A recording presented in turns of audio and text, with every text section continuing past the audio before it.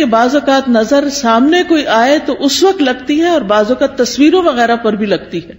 یعنی آج کل آپ دیکھیں کہ کتنا یہ رواج عام ہو گیا ہے، شادی ہوئی، شادی کی تصویریں فیس بک پہ ڈال رہے ہیں، پوری دنیا دیکھ رہی ہے، اور کون کس نظر سے دیکھ رہا ہے، کس حسد کے ساتھ دیکھ رہا ہے.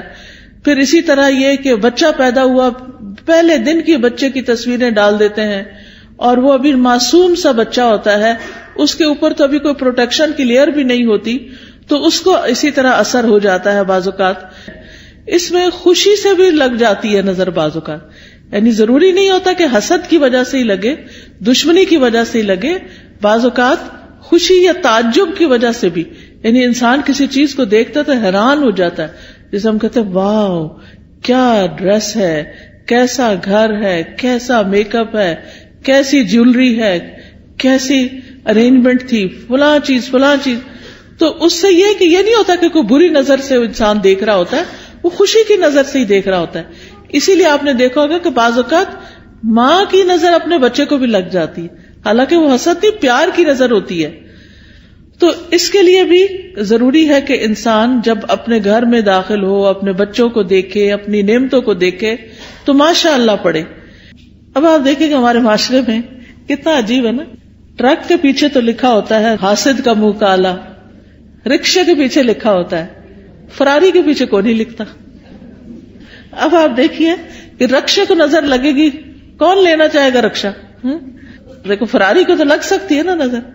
بعض لوگوں نے کالے پراندے لٹکائے ہوئے ہوتے ہیں، کسی نے جوتا لٹکایا ہوا ہوتا ہے، کسی نے ہنڈیا کالی الٹی کر کے رکھی ہوئی ہوتی ہے. اس طرح کے عجیب و غریب کام کرتے ہیں. تو یہ چیزیں پروٹیکٹ نہیں کرتی. بعض لوگ کالا تل لگا لیتے ہیں، کچھ بچے بےچارے بڑے سامنے ہوتے ہیں تو ان کو میرا خیال آٹے کا لگانا چاہیے تھوڑا سا کنٹراسٹ تو نظر آئے.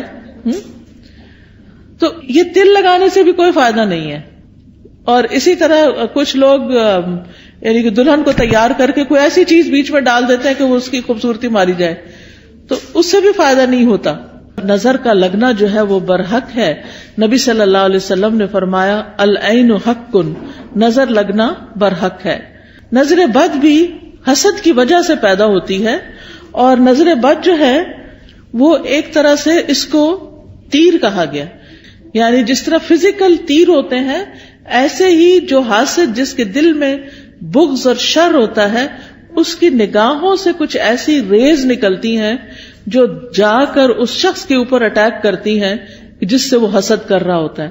اگر محسود جو ہے یعنی جس سے حسد کیا جاتا ہے اس کی پروٹیکشن ہو چکی ہو، جیسے نماز کے ذریعے، دعاؤں کے ذریعے، اذکار کے ذریعے، اور خاص طور پر معوذتین جو ہیں قل اعوذ برب الفلق، قل اعوذ برب الناس، اس کے ذریعے، تو پھر وہ تیر جو ہے وہ وہیں جل بھن جاتے ہیں، وہ اثر نہیں کرتے.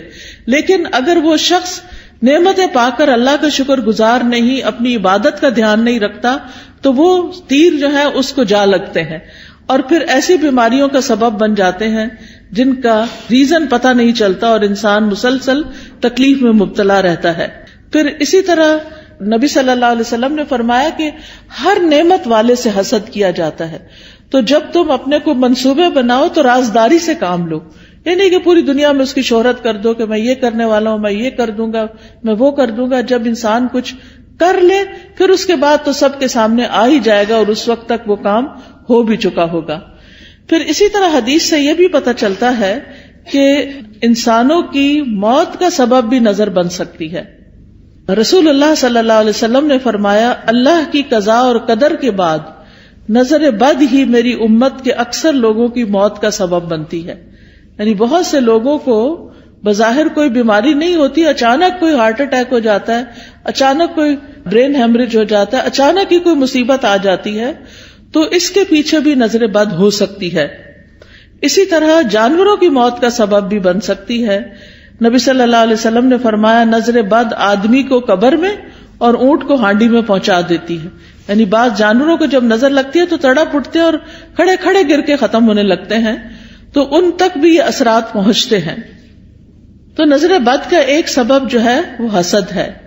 اور پھر اسی طرح یہ ہے کہ دونوں کے واقع ہونے کی جگہ جو ہے، یعنی حسد دل میں ہوتا ہے اور پھر دل سے نگاہ تک اور زبان تک آتا ہے.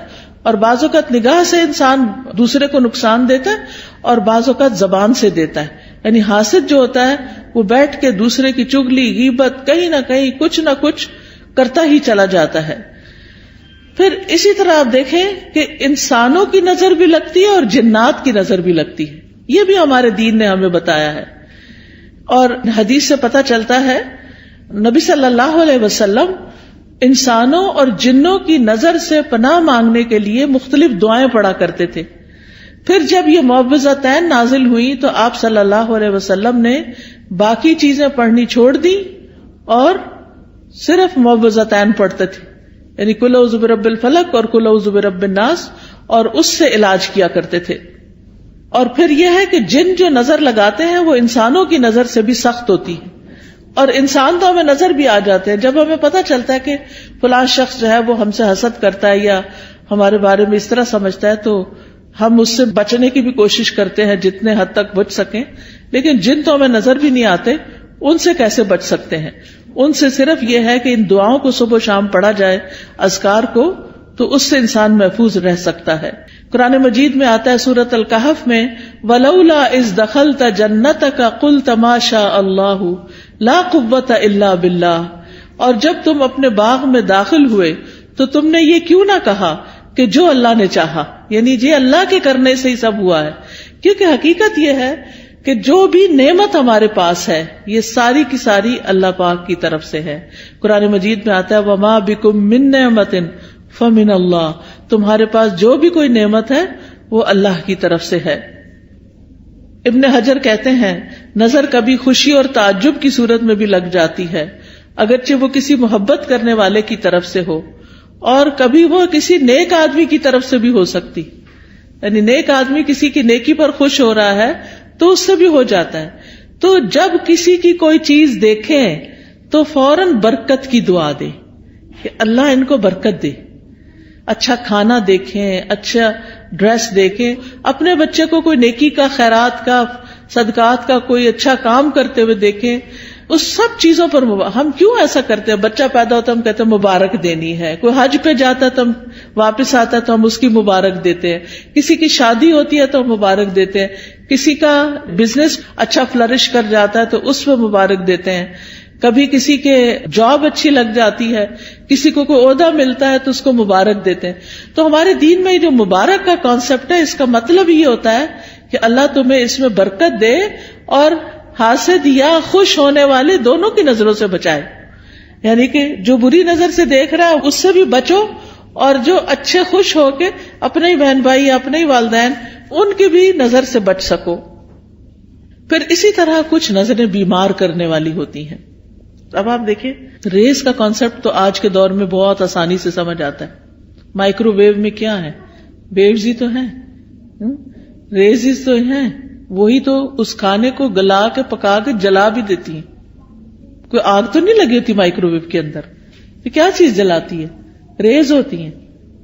اسی طرح آپ دیکھیں ہمارے یہ ٹیلی فون وغیرہ ہیں، ان کے اندر سے بھی ریز نکلتی ہیں. تو اگر نان لیونگ تھنگس کے اندر سے ریز نکل رہی ہیں تو لیونگ تھنگس کے اندر سے بھی ریزز نکلتی ہیں. انسانوں کی آنکھوں سے بھی ریزز نکلتی ہیں، ان کے بھی اثرات ہوتے ہیں، اور وہ بعض اوقات دوسرے کی روح کو بیمار کر دیتے ہیں. حضرت ام سلمہ کے پاس ایک لڑکی تھی جو پیلی زرد پڑی ہوئی تھی، تو نبی صلی اللہ علیہ وسلم نے فرمایا کہ اس کو نظر لگی ہے. آپ نے بتایا کہ اس کی رنگت کیوں تبدیل ہو گئی ہے؟ اس کو نظر لگی ہے تاکہ اس کا علاج کیا جائے. بعض اوقات انسان کے جسم کے صرف کسی ایک حصے کو لگتی اور وہ حصہ بیکار ہو جاتا ہے. پھر اسی طرح بعض نظریں جو ہیں وہ آگ والی ہوتی ہیں، ان کو ناری نظریں کہتے ہیں. پھر اسی طرح یہ یاد رکھیے ایک بات کہ جو ہوتا ہے اللہ کے اذن سے ہوتا ہے، یعنی اس بندے کے اندر کوئی طاقت نہیں. اور اگر کوئی بندہ کہے کہ میں فلاں کو نظر لگانے لگا ہوں تو نہیں لگا سکتا. اچانک لگ جائے اور بات ہے، خود سے کوئی نہیں لگا سکتا، کیونکہ اس میں بھی جو ہوتا ہے اللہ کے اذن سے ہوتا ہے. کیونکہ ہم فوراً لوگوں کو بلیم کرنے لگتے ہیں، وہ فلاں آئی تھی نا اس لیے یہ ہوا ہے، فلاں نے ایسا کیا، فلاں وہ تو ایک سبب بنا. تو لوگوں کو بلیم کرنے کی بجائے یہ سوچے یہ میری تقدیر میں تکلیف لکھی تھی اس لیے آ گئی.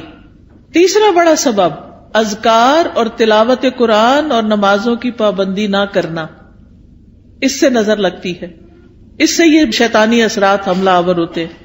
کیونکہ ذکر جو ہے اللہ کا یہ ایسے ہی ہے جیسے قلعہ ہوتا ہے. جب انسان ذکر کرتا ہے تو وہ قلعے کے اندر چلا جاتا ہے، اور پھر قلعے کے باہر جو بھی دشمن ہوتا ہے وہ اس کے اوپر قابو نہیں پا سکتا. پھر اسی طرح امتحان اور آزمائش ہے انسان کی، کہ دنیا میں انسان آیا ہے، دنیا پھولوں کی سیج نہیں ہے، یہ دنیا امتحان کے لیے ہے، آزمائش کے لیے ہے. تو ہر انسان کسی نہ کسی طرح ایک امتحان میں مبتلا ہے، ایک آزمائش میں مبتلا ہے. تو اس کے لیے کیا کرنا چاہیے کہ انسان اللہ کی طرف رجوع کرے. تو یاد رکھیے کہ جب نظر لگتی ہے تو اس کے کچھ علامتیں ہوتی ہیں، کچھ جسمانی علامتیں ہیں. چہرے پہ دھبے پڑ جانا، جیسے چھائیاں سے نہیں پڑ جاتی، یہ بھی بعض اوقات نظر کی وجہ سے ہوتی. پھر بچوں کا بلا وجہ روتے جانا. حضرت عائشہ کہتی ہے کہ ایک مرتبہ نبی صلی اللہ علیہ وسلم تشریف لائے تو ایک بچے کے رونے کی آواز سنی. آپ نے فرمایا تمہارا یہ بچہ کیوں رو رہا ہے؟ کیا تم نے اس کو نظر بد کا دم نہیں کیا؟ کئی دفعہ ہوتا ہے نا، بچے نے کھایا پیا سویا آرام کیا سب کچھ کیا ہوتا ہے، لیکن وہ چین ہی نہیں پکڑ رہا ہوتا. ماں بہلا بہلا کے آخر بازو کا دیکھا ہوگا ماں کو ایک دو لگاتی ہے اور بیڈ پہ ڈال دیتی ہے، چلو رو لو پھر جتنا رونا ہے. حالانکہ وہ بیچارہ کسی تکلیف میں مبتلا ہوتا ہے، اس وقت اس پہ سورۃ فاتحہ پڑھ کے دم کرنا چاہیے، کیونکہ وہ ڈسٹرب ہوتا ہے. بعض بچے ہائپر ایکٹیو ہوتے ہیں، بے وجہ خواہ مخواہ میں ماں کو ٹیچرز کو سب کو تنگ کرتے رہتے ہیں. تو ایسے بچوں کا بھی علاج کرنا چاہیے، صرف دوا سے نہیں بلکہ دم وغیرہ سے بھی. اسی طرح بعض بچے کمزور ہو جاتے ہیں، یعنی بہت سوکھے اور بالکل ان کی ہیلتھ اچھی نہیں ہوتی. تو آپ نے حضرت اسماء بنت امیس سے کہا کہ میں اپنے بھائی کے بچوں کو دیکھتا ہوں، جعفر جو کزن تھے آپ کے، کہ ان کے جسم بڑے دبلے پتلے ہیں، کیا ان کو فقر و فاقہ ہے، کھانے کو نہیں ملتا؟ تو حضرت اسماء کہتی ہے نہیں، ان کو نظر بہت جلدی لگ جاتی ہے. آپ نے فرمایا انہیں دم کرو. انہوں نے آپ کے سامنے چند کلمات پیش کیے تو آپ نے فرمایا انہیں دم کرو، یعنی ان کے اوپر دعائیں پڑھ کے پھونکو. اور دم کرنے کا بہترین طریقہ سورۃ فاتحہ پڑھے، آیت الکرسی پڑھے، معوذتین پڑھے اور پھونک مار دیں. کسی راکی کے پاس جانے کی بھی ضرورت نہیں، ہر ماں کو طریقہ آنا چاہیے کہ کس طرح کرنا ہے. نبی صلی اللہ علیہ وسلم ہر روز رات کو سوتے وقت اپنے ہاتھوں پر قل هو اللہ، قل اعوذ برب الفلق، قل اعوذ برب الناس 3 دفعہ پڑھ کے اپنے چہرے، اپنے سر، اپنے سارے جسم پر جہاں جہاں ہاتھ پہنچتا تھا آپ پڑھ کے خود اپنے آپ کو دم کر لیتے. پوری زندگی کا آپ کا معمول تھا. ہم سب کو بھی اپنے اوپر روز رات کو سوتے وقت خود دم کرنا چاہیے. پھر اسی طرح بعض اوقات نظر لگنے کی وجہ سے انسان اچانک گر بھی جاتا ہے. یعنی آپ نے دیکھا ہوگا کہ بعض اوقات اچانک لوگ سلپ ہو جاتے ہیں، اٹک جاتے ہیں، گر جاتے ہیں، اونچائی سے گر جاتے ہیں. رسول اللہ صلی اللہ علیہ وسلم نے فرمایا بے شک نظر بد آدمی کو اللہ کے حکم سے دیوانہ کر دیتی ہے، حتیٰ کہ بعض اوقات وہ اونچی جگہ چڑھتا ہے اور وہاں سے گر پڑتا ہے. یہ اب اللہ کے رسول صلی اللہ علیہ وسلم نے ہمیں بتایا، جن کی باتیں جھوٹی نہیں ہوتی. اور ایک اور جگہ پر مسند احمد کی روایت میں فرمایا نظر لگ جانا برحق ہے اور یہ اوپر چڑھنے والے کو پھسلا دیتی ہے. اوپر چڑھنے سے مراد ایک تو بلندی پہ ویسے چڑھنا ہو سکتا ہے، اور ایک دنیا کے اعتبار سے اوپر اوپر اوپر یعنی ترقی ہوتے چلے جانا. تو آپ صلی اللہ علیہ وسلم نے اس کا حل کیا بتایا کہ برکت کی دعا دو. یعنی جس کو ترقی مل رہی ہے اور کوئی بڑا نام مل رہا ہے تو اس کے لیے بارک اللہ فیکا، بارک اللہ لکا، بارک اللہ علیکا، اللہ برکتیں دے. پھر اسی طرح کچھ اور علامتیں بھی ہوتی ہیں. بعض اوقات سر درد شروع ہو جاتا ہے، بعض اوقات جسم کے کسی ایک حصے میں شدید درد اٹھ جاتا ہے. قرآن سنتے وقت جمائیاں بہت آتی ہیں، یعنی پڑھا ہی نہیں جاتا. آپ نے دیکھا ہوگا کہ بعض اوقات آپ قرآن پڑھ رہے ہوتے ہیں اور آپ سوئے چلے جاتے ہیں اور سوئے چلے جاتے ہیں، اور آپ پھر اٹھتے ہیں، اٹھاتے اپنا، پھر سو جاتے، پھر اٹھاتے، پھر یہ بھی نظر کی وجہ سے ہوتا ہے. پھر اسی طرح وزن اچانک کم ہونے لگتا ہے. بعض اوقات ذہنی پراگندگی بڑھ جائے، کوئی بات سمجھ نہیں آتی، بچہ پڑھائی پہ فوکس نہیں کر پاتا، کبھی کھانے کی خواہش ختم ہو جاتی ہے، کھانے کو دل نہیں چاہتا، بھوک نہیں لگتی، کبھی ذہن میں چیز حفظ نہیں ہوتی، حافظہ خراب ہو جاتا ہے، کبھی پسینہ بہت زیادہ آنے لگتا ہے اور اس کی اسمیل بھی بہت عجیب ہو جاتی ہے، پھر اسی طرح نیند کم آتی ہے، زیادہ تر لیٹ کے بھی ایسے لگتا ہے جیسے جاگ رہے ہو، اور رونے کا دل بہت چاہتا ہے، پھر کبھی کبھی انسان لوگوں میں نہیں بیٹھنا چاہتا، مجلسوں کو اوائڈ کرنے لگتا ہے کہ میں نہیں ملتا کسی سے، نہ کسی شادی میں جانا، نہ کسی سے ملنا، کوئی آئے تو گھبراہٹ شروع ہو جانا، مہمانوں کا نام سنتے ہی پریشانی لاحق ہو جانا، تو یہ بھی چیز اس میں آتی ہے، حالانکہ اس سے پہلے کبھی ایسا نہیں ہوا تھا۔ پھر اسی طرح مال میں برکت نہ ہونا، پھر لوگوں کے بارے میں شک میں پڑ جانا، یہ مجھے گھورتے ہیں، ان کے آنے سے فلاں چیز ہو گئی ہے، یعنی لوگوں کے اوپر شک کرنا شروع کر دینا، یہ بھی ایک نفسیاتی وسوسہ اور خلل پیدا ہو جاتا ہے۔ اب سوال یہ پیدا ہوتا ہے کہ کیا نظر سے بچنا ممکن ہے؟ جی ہاں، نظر سے بچنا ممکن ہے۔ اس کے لیے سب سے پہلے اللہ پہ بھروسہ کرے، اللہ پہ بھروسہ کرے، اور اس میں آپ یہ سمجھیں کہ کوئی مجھے نقصان نہیں دے سکتا جب تک اللہ نہ چاہے، پورے کانفیڈنٹ ہو جائیں، شک اور وہم کا شکار نہ ہو، شک پڑنے بھی لگے تو کہیں حسبی اللہ و نعم الوکیل، دل بڑا رکھے۔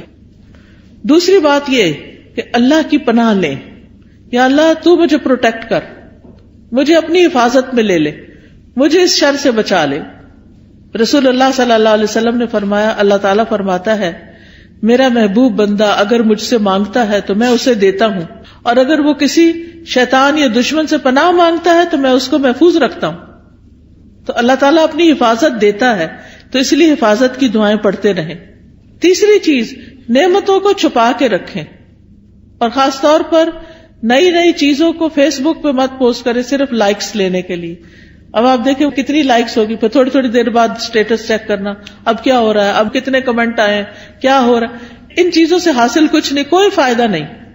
دیکھیں اپنی زندگی جئیں، لوگوں کے لیے نہ جئیں، دکھاوے والی زندگی نہ جئیں، اس لیے کہ دیکھنے والے سارے خوش کوئی نہیں ہوتے، زیادہ تو اس میں سے جلتے ہیں، اور کوئی اگر خوش ہوتا بھی ہے تو وہ ہمیں تو نہیں پتا چلتا نا کہ کیا ہوا، ہمیں وہ کیا فائدہ دیتا ہے، تو اس لیے دکھاوا کرنے سے بچنا چاہیے۔ پھر اسی طرح اگر کسی شخص کے بارے میں آپ کو یہ پتا ہو کہ اس کی نظر لگتی ہے، یعنی تجربے مشاہدے سے بار بار تو انسان پھر حاسد سے بچ کے رہے، اور کوئی بھی اچھی چیز دیکھ کر برکت کی دعا دے، اپنے آپ کو ہی دے، اور پھر جب لوگوں کے بیچ میں جانے لگے تو معوذتین آیت الکرسی پڑھ کے نکلے۔ مال میں سے کچھ اچھا لگے تو ماشاء اللہ لا قوت الا باللہ، پھر اگر مال کے علاوہ کچھ اور اچھا لگے تو بارک اللہ فیک۔ دنیا کی کوئی چیز اچھی لگ رہی ہے اور دل میں آ رہا ہے کہ اس کو کیوں مل گئی، تو سوچیں یہ تھوڑے دن کے لیے، تو انسان کے اپنے دل سے وہ جلن ختم ہو جائے گی۔ پھر اگر کوئی شخص بیمار ہو، مصیبت میں ہو، تو اس وقت دعا پڑھنی چاہیے، الحمدللہ الذی عافانی مما ابتلاک بہ وفضلنی علی کثیر ممن خلق تفضیلا۔ پھر اسی طرح شرکیہ کاموں سے بچنا چاہیے، یعنی کسی اونٹ کے گلے میں کوئی تانت باندھ دینا، کوئی تعویذ لٹکا دینا، آپ صلی اللہ علیہ وسلم نے ان کو کاٹنے کا حکم دیا، یہ چیزیں پروٹیکٹ نہیں کرتی، یہ شرکیہ عمل ہو جاتا ہے، اس سے بچنا چاہیے۔ کثرت سے اللہ کا ذکر کرنا چاہیے، کیونکہ ذکر جو ہے وہ ایک قلعے کی طرح ہے۔ پھر قرآن سے علاج کرنا چاہیے، کیونکہ قرآن شفا ہے۔ قل ھو للذین آمنوا ھدی وشفاء، کہہ دیجئے وہ ایمان والوں کے لیے ہدایت اور شفا ہے۔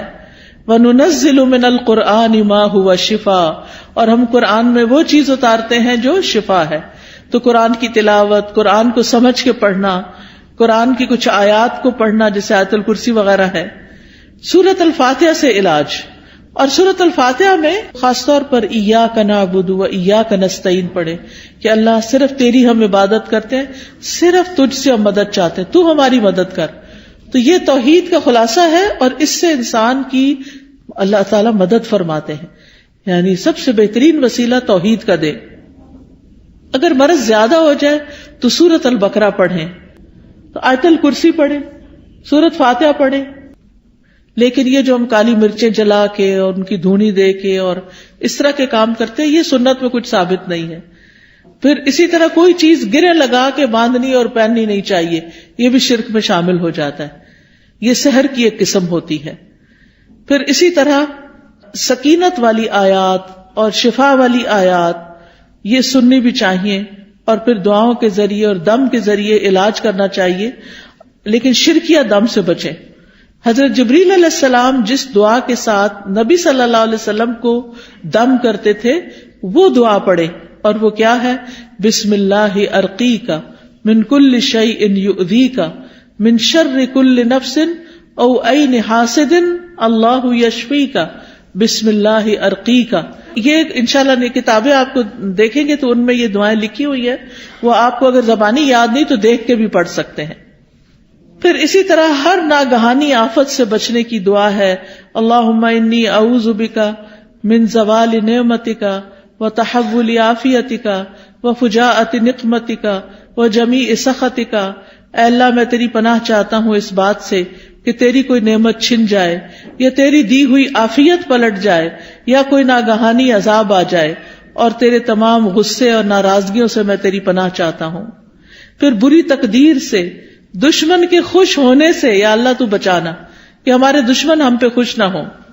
پھر اسی طرح نظر لگنے کا ایک اور علاج غسل کرنا بھی ہے بیری کے پتوں سے. پھر اسی طرح یہ کہ جس کی نظر لگی ہو اس کا وضو کا پانی لے کے اس کو بھی جسم پر ڈالیں تو اس سے بھی نظر دور ہوتی ہے. پھر اسی طرح یہ ہے کہ اگر وہ پانی نہ دے وضو کا تو اس کا جھوٹا پانی جو ہے وہ بھی پی کر انسان کو فائدہ ہوتا ہے. پھر اسی طرح یہ ہے کہ قدرتی چیزوں سے بھی علاج کرنا چاہیے. زمزم کا پانی دم کر کے رکھ لیں اور اس کو پئیں. زمزم کے پانی سے نہا بھی سکتے، کوئی بیدبی نہیں ہے. کئی لوگ اس کو ایسے ہی سمجھتے کہ بیدبی، ایسا کچھ بھی نہیں ہے. زیتون کا تیل پینا جو ہے یہ بھی بڑا فائدہ مند ہے. جو کولڈ پریس ہوتا ہے نا زیتون کا آئل، ایک تو ہوتا ہے نا یہ جو لبوں وغیرہ میں ملتا ہے، نہیں، کولڈ پریس دبئی وغیرہ سے اچھا مل جاتا ہے، یہاں بھی شاید ہوں گی دکانیں جن پہ. ایک ہوتا ہے ایکسٹرا ورجن، نہیں، کولڈ پریس جسے کچی گھانی کا نہیں کہتے ہمارے ہاں، جیسے یہ توریا اور یہ جو سرسوں، اس کا جو کچی گھانی کا تیل ہوتا ہے وہ خالص ہوتا ہے، اور جو مشینی قسم کا ہوتا ہے وہ اور ہوتا ہے. تو اسی طرح کچی گھانی کا زیتون کا تیل جو ہوتا ہے وہ زیادہ مؤثر ہوتا ہے. تو صبح کے وقت زیتون ایک چمچہ پی لیں اٹھ کے، جیسے آپ وضو کر کے آئے، آ کے ایک چمچہ زیتون کا پیئیں، پھر نماز وغیرہ پڑھیں. اس کے آدھے گھنٹے تک کچھ کھائیں پیئیں نہیں، اور وہ نماز وغیرہ میں ذکر اذکار میں آدھا گھنٹہ گزر جاتا ہے. نبی صلی اللہ علیہ وسلم نے فرمایا کلوا الزیت وادہنوا بہ فانہ من شجرۃ مبارکۃ. زیتون کا تیل کھاؤ بھی اور لگاؤ بھی، کیونکہ یہ مبارک درخت ہے. قرآن مجید میں اس کو مبارک درخت کہا گیا ہے. پھر جسم پر زیتون یا کلونجی کا تیل ملنا یہ بھی بیماریوں کو کم کرتا ہے. پھر اسی طرح دم کیا ہوا پانی جو ہے وہ ناک میں ڈالنا اور جھاڑنا. شہد کھانا وہ بھی علاج ہے. کلونجی کے دانے نہار منہ کھانا 3 یا 7 یا 5. تلبینہ کھانا، اس سے غم دور ہوتا ہے. اجوا کھجور کھانا، حدیث میں آتا ہے کہ جو 7 اجوا کھجوریں کھا لے اس کو اس دن کوئی جادو زہر چیز اثر نہیں کرے گی. پھر اسی طرح سنا مکی، سنوت جو ہے فرمایا یہ موت کے علاوہ ہر بیماری کا علاج ہے. سنا مکی جو ہوتا ہے وہ اگر اس کے پتے وغیرہ ہوتے ہیں، اگر کاوے کی طرح اگر آپ بنا کے اس کو پیئیں تو پیٹ کو بھی صاف کرتی ہے. پھر شہد، زیتون کا تیل، کلونجی کو ملا کے استعمال کریں. تینوں کو ہم وزن ملا لیں اور یہ سارے زہر ٹاکسنز جو ہے نا جسم سے نکال دیتی. یعنی جتنا شہد ڈالیں اتنا زیتون اتنا کلونجی کا آئل، تو ان کو ملا کر، یعنی کہتے ہیں کہ جو اگر کسی کو نظر بد ہو یا جن ہو تو یہ جسم کو پاک کر دیتی ہے یہ چیز. حجامہ کرانا، حجامہ جو ہے وہ بھی ایک بہترین علاج ہے نظر بد کا. تو یہ تمام چیزیں جو ہیں جب انسان کرتا ہے تو اللہ تعالیٰ شفا دیتا ہے. علاج کی نیت سے صدقہ کرنا، ایک صدقہ ہوتا ہے ویسے انسان روزانہ کچھ نہ کچھ اللہ کے راستے میں دیتا ہے، اور ایک اس لیے دیتا ہے کہ میرا علاج ہو جائے. اس کے لیے ضروری نہیں کہ کوئی بکرا دیا جائے یا کوئی اور اس طرح کی چیز. جو بھی کسی کی ضرورت ہے اگر آپ وہ پورا کر دیتے ہیں تو وہ بھی آپ کے لیے فائدہ مند ہو جاتا ہے. اسی طرح گھر سے ایسی چیزیں نکال دیں جس سے رحمت کے فرشتے نہیں آتے، جیسے کتا وغیرہ یا تصویریں لٹکانا، کیونکہ اس سے رحمت کے فرشتے گھر میں نہیں آتے. تو باہر رکھیں بے شک حفاظت کے لیے، لیکن کمروں کے اندر نہیں رکھے کتے وغیرہ. تو نبی صلی اللہ علیہ وسلم کے پاس جبریل علیہ السلام نے آنا تھا تو وہ نہیں آئے. آپ پریشان ہوئے تو دیکھا کہ آپ کے یعنی کہ جس کے اوپر آپ لیٹے ہوئے اس کے نیچے کتے کا بچہ تھا. جب وہ گیا تو جبریل علیہ السلام آئے، انہوں نے کہا کہ ہم ایسے گھر میں داخل نہیں ہوتے. یعنی اپنے نمازوں کی پابندی، ذکر اذکار کی پابندی، اور یہ جو طریقے میں نے بتائے ہیں انشاءاللہ یہ اختیار کریں گے تو اللہ تعالیٰ نظر بد سے محفوظ رکھیں گے اور اس کا علاج بھی ہو جائے گا. وآخر دعوانا ان الحمد للہ رب العالمین.